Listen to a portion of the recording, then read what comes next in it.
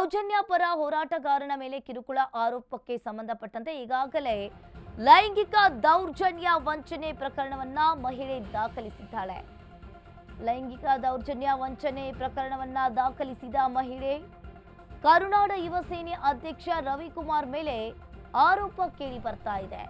ಇನ್ನು ಈ ಸಂಘಟನೆಯಲ್ಲಿದ್ದ ಮಹಿಳೆಯಿಂದ ಹಣ ಪಡೆದಿದ್ದ ರವಿ ಮಹಿಳೆ ತನ್ನ ಹಣ ವಾಪಸ್ ಕೇಳಿದ್ದಕ್ಕೆ ರವಿ ಜೊತೆ ಜಗಳದ ಬಳಿಕ ಸಂಘಟನೆಯನ್ನ ಈ ಮಹಿಳೆ ತೊರೆದಿದ್ಲು.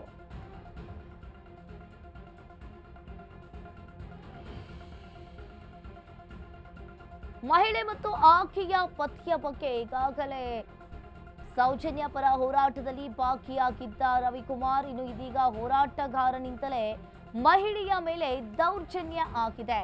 ಲೈಂಗಿಕ ದೌರ್ಜನ್ಯ ವಂಚನೆ ಪ್ರಕರಣವನ್ನ ಈಗಾಗಲೇ ಸಂತ್ರಸ್ತೆ ದಾಖಲಿಸಿದ್ದಾಳೆ.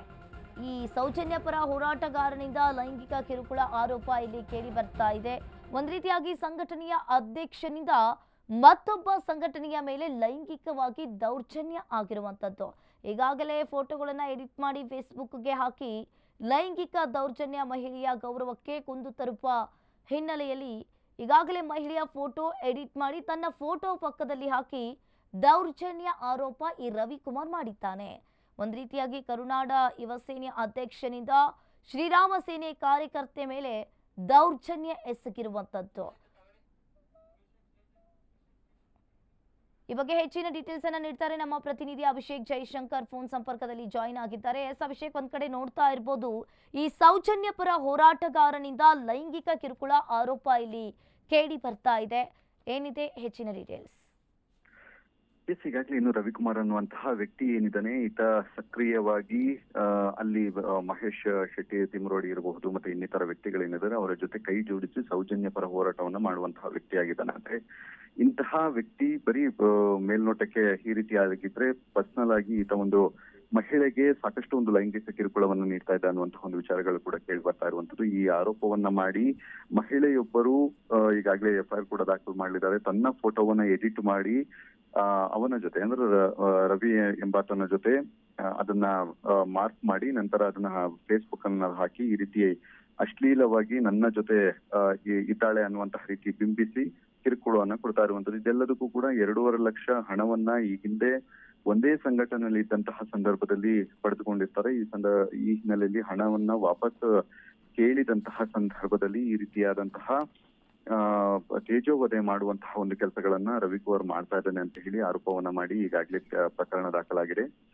ಸದ್ಯ ಈ ಒಂದು ಹಿನ್ನೆಲೆಯಲ್ಲಿ ಪೊಲೀಸರು ಕೂಡ ಈಗ ಅವನ ವಿರುದ್ಧ ಒಂದು ಕ್ರಮವನ್ನ ಕೈಗೊಳ್ಳೋದಕ್ಕೆಲ್ಲ ಸಿದ್ಧತೆಗಳನ್ನು ಕೂಡ ಮಾಡ್ಕೊಂಡಿದ್ದಾರೆ.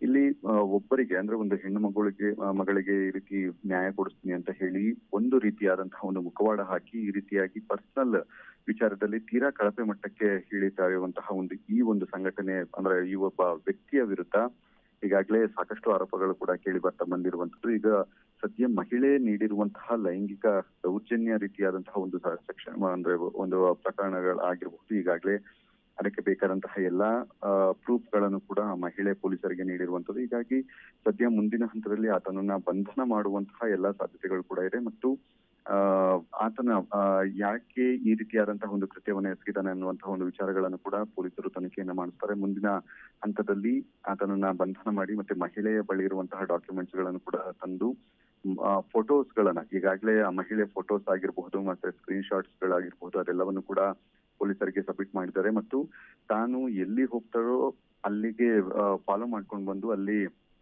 ಒಂದು ರೀತಿಯಾದಂತಹ ಅಸಭ್ಯವಾದಂತಹ ವರ್ತನೆಯನ್ನ ಮಾಡುವಂತಹ ಒಂದು ಕೆಲಸಗಳನ್ನು ಕೂಡ ಮಾಡ್ತಾ ಇದ್ದೇನೆ ಅಂತ ಹೇಳಿ ಒಂದು ಆರೋಪವನ್ನು ಕೂಡ ಮಾಡಿದ್ದಾರೆ. ಈಗ ಸದ್ಯ ತನಿಖೆ ಮುಂದುವರೆದಿದೆ. ಅಂಕಿತಾ, ಥ್ಯಾಂಕ್ ಯು ಅಭಿಷೇಕ್ ನಿಮ್ಮೆಲ್ಲ ಮಾಹಿತಿಗೆ.